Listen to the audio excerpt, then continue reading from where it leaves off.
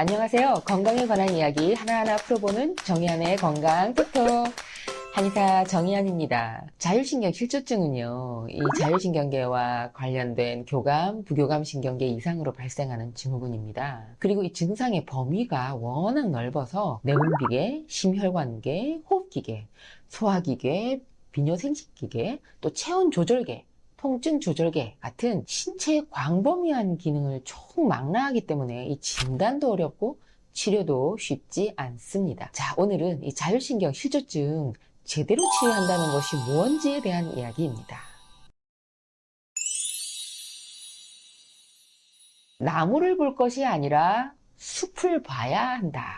자율신경 기능에 문제가 있는 것으로 추정되기는 하는데 이 광범위한 증상들을 모두 검사해서 전체 상태를 파악하기는 쉽지 않습니다. 나무만 들여다보고 있다 보면 숲 전체를 알 수 없는 것처럼 말이죠. 그런데 요즘 다양하고 과학적인 여러 가지 유형의 자율신경 검사를 할 수 있게 됐고요. 한의원 진료도 이런 각종 검사 데이터를 기반으로 진찰을 합니다. 진찰할 때는 물론 환자의 안색도 살피고 병세에 대해서 자세하게 듣고요. 또 상세히 이 병증을 질문하고 진맥하는 한방 고유의 진찰 방법도 물론 있습니다. 그런데 아직도 자율신경 실조증 치료를 받기는 했는데 제대로 효과를 보지 못하고 있다는 분 많습니다. 그리고 당장 급한 치료만 하다가 보니까 자꾸 시간만 지체가 되고 있다는 분도 많고요. 또 어떤 분은 계속 좋아졌다 안 좋아졌다 이렇게 계속 반복하고 있다는 분들도 워낙 많다 보니까 어떻게 해야지 제대로 치료가 되는 건지 굉장히 답답하다.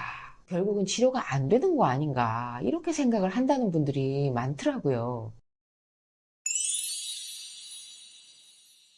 자율신경 실조 치료를요, 장기간 하게 되는 경우는 이걸 당장 증상 개선에만 목적을 두고 증상 하나하나만 조절하는 이 대증 치료하면서 그냥 시간 보내는 경우가 가장 많습니다. 워낙 증상들이 많아서 뭐 어느 거 하나 가벼운 것이 없죠. 환자 입장에서는 정말 하나하나 즉시 즉각 증상을 없애고 싶은 마음이 사실이죠. 그러다 보니까 수면 유도제, 수면제, 신경 안정제, 진통제, 소화제, 정장제 이런 약물들 또는 주사제 이런 것들 여러 가지로 복용하고 주사 맞으면서 버티게 되는데요. 이렇게 조절하다 보면 나중에는 이런 약이나 주사의 효능을 제대로 발휘하지 못하게 되고요. 결국은 더 실망스럽죠. 그래서 이 대증 치료에 치중하느라고 소모한 시간을 되돌릴 수는 없다는 거죠.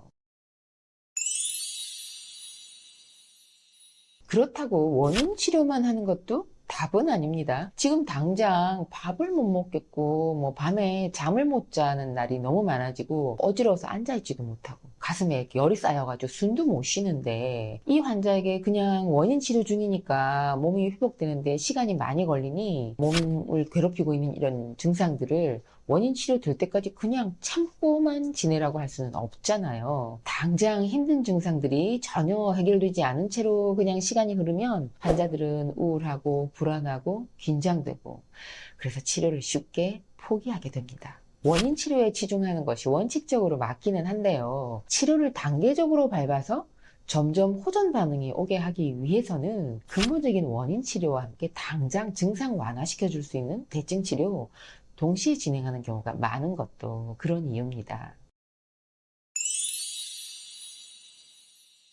대증 치료, 원인 치료 이런 거 상관없이 어떻게든 치료가 잘 되고 빠른 효과를 보기 위해서는요.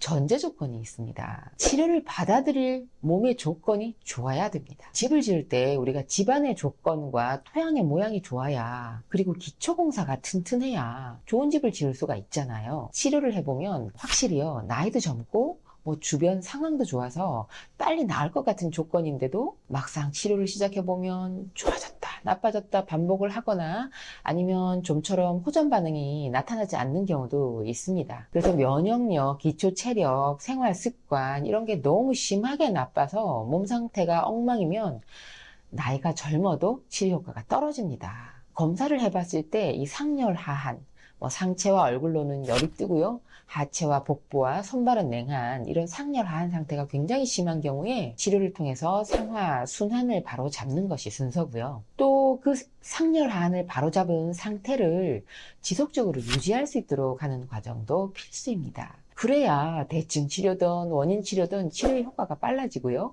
치료 효과가 오래 유지될 수가 있는 거죠.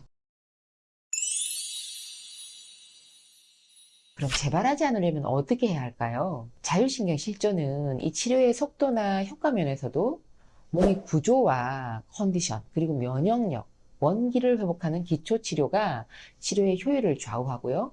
또 재발도 예방할 수 있는 방법입니다. 특히 이 배우자나 가족과의 갈등으로 인한 이 스트레스로 유발된 자율신경 실조는 치료가 끝난 뒤에도 이 상황이 바뀔 수가 없는 경우잖아요. 이런 경우는 이 치료 과정을 통해서 회복된 신체의 이 수승 화강 상태를 잘 유지하는 것이 중요합니다. 자율신경 실조가 재발되는 것은 수승 화강 상태가 다시 무너졌을 때 발생하기 때문이죠. 그래서 저는 이 치료를 완전히 마무리한 환자라 하더라도 일정 간격을 두고 정기 검진을 위해 진찰 받으러 오게 하고 있습니다. 몸의 상태를 잘 유지하고 있는지 여부를 확인하기 위해서인데요. 환자 입장에서는 이렇게 정기 점검을 주기적으로 받으면서 본인의 몸과 마음을 그리고 또 정신을 다시 한번 돌아볼 수 있는 계기가 되어서 좋고요.